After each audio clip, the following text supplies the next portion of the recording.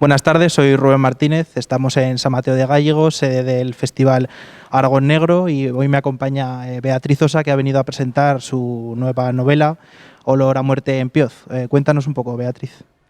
Bueno, pues yo he de decir que no solamente ha sido el hecho de poder presentar aquí la novela lo que me ha traído hasta San Mateo de Gállego, sino también saber que había una audiencia que me decían muy interesada en descubrir el modus criminal de asesinos como Patrick Nogueira, pero también otros psicópatas de manual que yo espero, que yo venía con mis luces y mis sombras para contar aquí, espero haber dejado tantas luces y sombras como las que yo traía. Así para dejar también en San Mateo la sospecha de si hay seres tan monstruosos como Patrick Nogueira por aquí sueltos.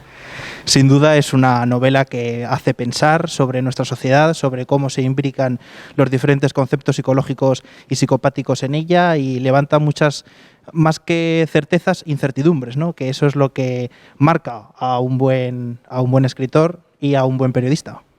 Bueno, tú decías un buen escritor, yo sobre todo soy periodista, y como periodista de sucesos, cuando tuve que elegir este caso, el de Patrick Nogueira, me marcó especialmente el crimen, pero también el hecho de haber podido estar en esa sala escuchando las versiones que nos da Patrick Nogueira, de las que hablo en este libro, de las que hablo también con los investigadores, con los psiquiatras que le evaluaron,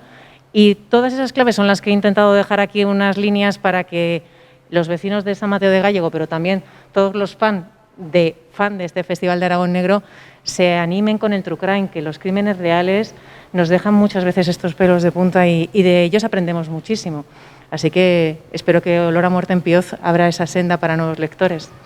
Sin duda es un libro recomendadísimo porque destapa uno de los casos más cruentos de la historia criminal de nuestro país, y os recomendamos vivamente que os acerquéis un poco a él.